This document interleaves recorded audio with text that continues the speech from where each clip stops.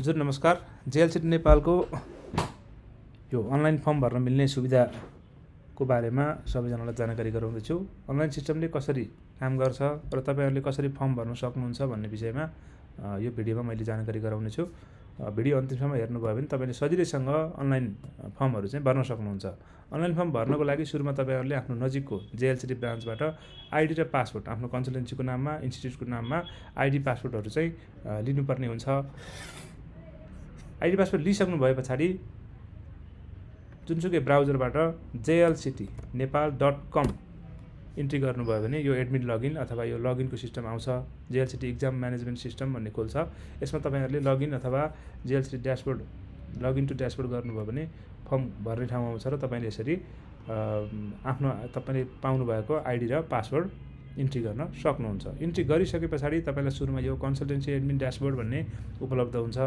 यसमा तपाईँहरूले यसरी इन्ट्री गर्नुभएको स्टुडेन्टहरूको डिटेल, कतिजनाको इन्ट्री गर्नुभयो, कतिजनाको इन्ट्री गरेर अप्लाई गरिसक्नुभयो, कतिजनाको चाहिँ पेमेन्ट हुन बाँकी छ, कतिजनाको चाहिँ समस्या केही भयो भने समस्या छ, कतिजनाको चाहिँ पेमेन्ट तपाईँको सब्मिट गर्न बाँकी छ भन्ने कुराहरू देखाउँछ। र मैले सुरुमा तपाईँहरूलाई ढिला नगरी जेएलसिटीको स्टुडेन्ट चाहिँ कसरी नयाँ स्टुडेन्ट क्रिएट गर्ने, तपाईँहरूको चाहिँ कन्सल्टेन्सीमा भएको स्टुडेन्टले इक्जाम दिन इच्छा गर्नुभए पछाडि उहाँलाई चाहिँ कसरी एउटा सिस्टममा इन्ट्री गराउने भन्ने विषयमा जानकारी गराउँदैछु। सुरुमा तपाईँले यो न्यू स्टुडेन्टमा क्लिक गर्नु भइसके पछाडि सुरुमा यहाँ तपाईँले आफ्नो इन्ट्री स्टुडेन्टको नाम चाहिँ इन्ट्री गर्न सक्नुहुन्छ। यसमा चाहिँ तपाईँको नामहरू इन्ट्री गर्न सक्नुहुन्छ, जेन्डरहरू सिलेक्ट गर्न सक्नुहुन्छ, डेट अफ बर्थहरू सिलेक्ट गर्न सक्नुहुन्छ, मिस्टेक नगरिकन नागरिकता पासपोर्टमा भएको अनुसारले तपाईँले यसरी डेट सिलेक्ट गर्न सक्नुहुन्छ। नेसनालिटी, लेबरहरू सिलेक्ट गर्न सक्नुहुन्छ र आइडी पासपोर्ट नम्बर तपाईँको चाहिँ नागरिकता नम्बर पनि हुनसक्छ अथवा पासपोर्ट नम्बर पनि हुनसक्छ। यो चाहिँ तपाईँहरूको पासपोर्ट नम्बर चाहिँ यसरी इन्ट्री गर्न सक्नुहुन्छ। यो एउटा तपाईँको अब तल कन्ट्याक्ट इन्फर्मेसन भनेको भोलि केही परि स्टुडेन्टलाई अथवा तपाईँको कन्सल्टेन्सीलाई कन्ट्याक्ट गर्नुपर्ने भयो भने कन्ट्याक्ट एड्रेस राख्न सक्नुहुन्छ। इमेल एड्रेस तपाईँलाई अप्सनल छ, राख्दा पनि हुन्छ नराख्दा पनि हुन्छ। फोन नम्बर चाहिँ तपाईँले अनिवार्य राख्नुपर्ने हुन्छ। यसरी तपाईँले कुनै एउटा साधारण एउटा नम्बर राख्नुभयो भइहाल्छ।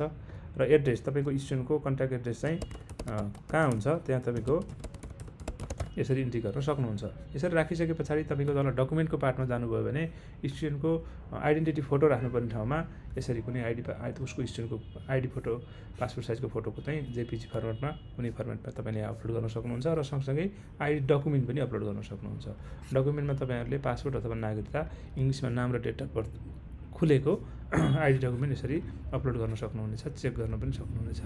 र तल एक्टिभ स्टुडेन्ट भनेर एक्टिभ र इनएक्टिभ भन्ने छ। यो चाहिँ तपाईँको स्टुडेन्ट चाहिँ कहिलेकाहीँ फर्म भरिसके पछाडि पनि कहिले इक्जामहरू नदिने अथवा पछि नगर्ने खालको मनसाय भएको भने चाहिँ उनीहरूलाई यसरी इनएक्टिभ गरेर राखिदिन सक्नुहुन्छ। एक्टिभको अवस्थामा डिफल्टमा छ। तपाईँले यसरी राम्रोसँग चेक गरिसकेपछि नाम, डेट अफ बर्थहरू ठिक छ भन्ने कुरा कन्फर्म गरिसके पछाडि कन्फर्मेसनमा तपाईँले यो टिक चाहिँ लगाउनु पर्ने हुन्छ। यो गरिसके पछाडि तपाईँले यो रेकर्डहरू सबै ठिक छ भन्ने अवस्थामा स्टुडेन्टलाई यसरी सेभ गर्न सक्नुहुन्छ। यो सेभ भइसकेको स्टुडेन्ट तपाईँहरूको यो सिस्टममा स्टुडेन्ट लिस्टमा गएर बस्छ। यो हरि थापा भन्ने स्टुडेन्ट लिस्टमा तपाईँले यसरी स्टुडेन्ट चाहिँ एड गर्नुभएको छ। यो तपाईँको नयाँ स्टुडेन्ट छ। यो स्टुडेन्टलाई चाहिँ अब तपाईँहरूले आफ्नो यो सिस्टममा स्टुडेन्ट म्यानेजमेन्ट सिस्टममा चाहिँ इन्ट्री गराउनु भएको हो। जेएलसिटी फर्म भर्नको लागि सबमिसन गर्न चाहिँ बाँकी नै छ। यो तपाईँहरूले आफ्नो स्टुडेन्टहरू त्यहाँ इनरोल हुँदै गर्दा इन्ट्री गर्दै गर्दै गएर एउटा लिस्ट चाहिँ रेडी गर्दै गर्ने टाइम भएको बेलामा र अनलाइन फर्म चाहिँ कन्फर्म भयो, अब स्टुडेन्टले इक्जाम दिन्छ भन्ने कन्फर्मेसन भइसके पछाडि तपाईँलाई स्टुडेन्ट म्यानेजमेन्ट लिस्टमा एप्लिकेसन लिस्टमा गएर नयाँ स्टुडेन्टको लिस्ट चाहिँ तयार पार्न सक्नुहुन्छ। जस्तो तपाईँले भएको लिस्टबाट नयाँ एप्लिकेसन लिस्ट चाहिँ तयार पार्न सक्नुहुन्छ। यहाँ तपाईँले हेर्नुभयो भने क्रिएट न्यू एप्लिकेसन गर्नुभयो भने चाहिँ एप्लिकेसन भनेको चाहिँ जेएलसिटीमा फाइनल सब्मिट गर्नको लागि चाहिँ रेडी गर्ने भन्ने जनाउँछ। क्रिएट न्यू एप्लिकेसनमा जानुभयो भने तपाईँले यहाँ हेर्न सक्नुहुन्छ त्यो स्टुडेन्टले चाहिँ कहाँबाट इक्जाम दिने हो। डिफल्टमा तपाईँले जहाँबाट आइडी पासवर्ड दिनुभएको छ, जुन ब्रान्चबाट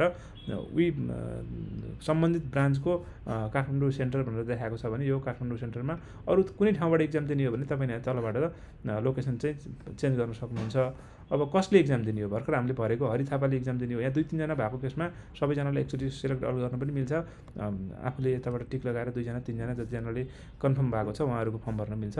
यसरी फर्म सिलेक्ट गरिसकेपछि तपाईँको पेमेन्ट स्ट्याटसहरू देखाउँछ र क्रिएट एप्लिकेसन भन्नेमा जान्छ। एप्लिकेसन तपाईँले क्रिएट गरिसके पछाडि यो एप्लिकेसन लिस्टमा तपाईँले चेक गर्नुभयो भने बल्ल यो स्टुडेन्ट लिस्ट भयो र यो चाहिँ तपाईँको के भयो, एप्लिकेसन लिस्ट भयो। एप्लिकेसनमा तपाईँले यहाँ हेर्नुभयो भने पेन्डिङ छ, स्ट्याटस भनेको भेरिफाई हुन बाँकी छ, अनपेड तपाईँले पेमेन्ट गर्नुभएको छैन, अहिलेसम्म तपाईँले यो एडिटेबल छ भनेको एडिट गर्न मिल्छ। कहिलेसम्म एडिट गर्न मिल्छ भन्दा यो पेन्डिङ चाहिँ भेरिफाइड नहुने बेलासम्ममा तपाईँले यो एडिट गर्न मिल्छ। तपाईँले यहाँबाट गएर यो तपाईँको चाहिँ स्टुडेन्ट लिस्टमा गएर यसलाई एडिट गर्न सक्ने सुविधा छ। यो एप्लिकेसन लिस्टमा तपाईँले अब पेमेन्ट गर्न चाहिँ बाँकी नै छ होइन। पेमेन्ट गर्ने केसमा यहाँ तपाईँले मेक पेमेन्ट भन्नेमा क्लिक गर्नुभयो पनि हुन्छ, अथवा तपाईँले सिधै यो एप्लिकेसन लिस्टबाट यो मेक पेमेन्टमा नगएर सिधै पेमेन्टमा जानुभयो भने यहाँबाट मेनु बारबाट पेमेन्टमा जानुभयो भने पनि पेमेन्ट गर्ने सुविधाहरू छ। यसमा तपाईँले क्लिक गरेर आवश्यक मात्रामा पेमेन्ट गर्न सक्नुहुन्छ। र तपाईँले यहाँ हेर्नुभयो भने टोटल स्टुडेन्ट एकजना स्टुडेन्टको 4500 रुपियाँ फी छ। अब यसलाई पेमेन्ट गर्छु भन्नुभयो भने यहाँबाट पेमेन्टमा गएर तपाईँले कुनमा पेमेन्ट गर्ने, अब जेएलसिटी नेपालको यो सिलेक्ट गरेर यो क्युआर मात्रै तपाईँले यसरी पेमेन्ट गर्न सक्नुहुन्छ। र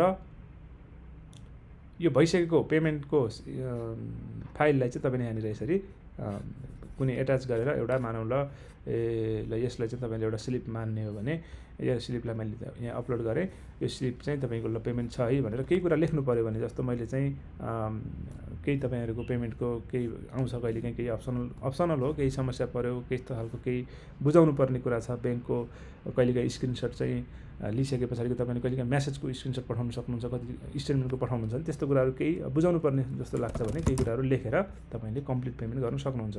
कम्प्लिट पेमेन्ट गरिसके पछाडि मात्रै तपाईँको यसरी यहाँ लेखेको छ यो पेमेन्ट चाहिँ सक्सेसफुल भयो, तर यो भेरिफाई हुनको लागि चाहिँ केही समय लाग्छ है भन्ने खालको सूचना छ। यो तपाईँले यहाँ पेमेन्टमा अब हेर्नुभयो भने तपाईँको यहाँ देखाउँछ, एप्लिकेसनमा गएर हेर्नुभयो भने चाहिँ पेमेन्ट चाहिँ पेन्डिङमा देखाउँछ। यो स्ट्याटस पनि पेन्डिङमा छ, पेमेन्ट पनि पेन्डिङमा छ। यो दुईवटै कुरा भेरिफाई भइसके पछाडि तपाईँको कम्प्लिट तपाईँको काम चाहिँ हुन्छ र स्टुडेन्टले चाहिँ इनरोल गरेको भन्ने जानकारी पाउनुहुन्छ। यो तपाईँको फर्म भर्ने एउटा सजिलो तरिका। यसमा तपाईँहरूले बुझ्नुपर्ने कुरा सुरुमा ड्यासबोर्डमा गएर न्यू स्टुडेन्ट अथवा यहाँ स्टुडेन्टमा गएर एड न्यू स्टुडेन्ट गरेर सुरुमा स्टुडेन्टको प्रोफाइल रेडी गर्नुहुन्छ। प्रोफाइल रेडी गरेको स्टुडेन्टलाई एप्लिकेसनमा गएर जेएलसिटीको फर्मलाई चाहिँ सबमिट गर्नुहुन्छ। स्टुडेन्टको लिस्टमा यहाँ नाम भएको मात्रै स्टुडेन्टले फर्म भरेको भन्ने जनाउँदैन। फर्म भरेको जनाउनको लागि एप्लिकेसनमा नाम लिस्ट आइपुगेको हुनुपर्छ र यो स्टुडेन्टको मात्रै बल्ल जेएलसिटीमा फर्म पुगेको हुन्छ भन्ने बुझ्नु होला। ड्यासबोर्डमा लेखाएको पनि हुन्छ ड्यू सबमिट भनेको तपाईँले यहाँ हेर्नुभयो भने यो एकजना स्टुडेन्टको चाहिँ गएको छ, एकजना स्टुडेन्ट चाहिँ गएको छैन। कसको गएको छ भन्दा एप्लिकेसनमा जस्तो यहाँ हेर्नुभयो भने हरि थापा भन्नेको गएको छ भने राम पन्त भन्नेको चाहिँ गएको छैन है त। अब ड्यासबोर्डमा पनि त्यो कुरा लेखेको छ, ड्यू टु सबमिट एकजना, अप्लाइड स्टुडेन्ट एकजना। तपाईँको अनपेड एप्लिकेन्ट भनेको चाहिँ यो बाँकी एकजना स्टुडेन्टको चाहिँ भेरिफाई हुन बाँकी भएको भएर अनपेडमा देखाइरहेको छ। यो छ, यो स्टुडेन्टको लिस्ट भयो, यो तपाईँको एप्लिकेन्ट जेएलसिटीमा पठाएको भयो।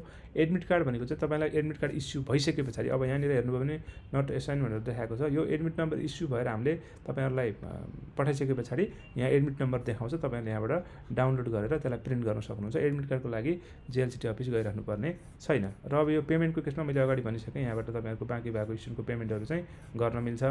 र अब यहाँ हेर्नुभयो भने नोटिफिकेसनमा तपाईँलाई केही कुरा जस्तो भेरिफाई भएको कुराहरू, भेरिफाई नभएको कुराहरू, केही इस्युहरू आयो भने यहाँ तपाईँलाई देखाउँछ।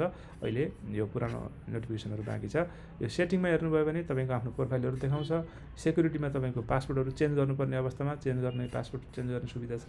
यो सिस्टमको कुरा चाहिँ टाइमहरूको, ल्याङ्ग्वेजहरूको मात्रै कुराहरू छ, यसमा समस्या छैन। मुख्य जान्नुपर्ने कुराहरू लगभग यति नै छ। यति भएपछि तपाईँहरूले एउटा स्टुडेन्टको इक्जामहरू प्रोसेस गर्न सक्नुहुन्छ। केही जरुरी यो बाहेकको केही इन्फर्मेसनहरू लिनु परेमा जेएलसिटी नेपालको जुनसुकै ब्रान्चमा कन्ट्याक्ट गर्न सक्नुहुन्छ।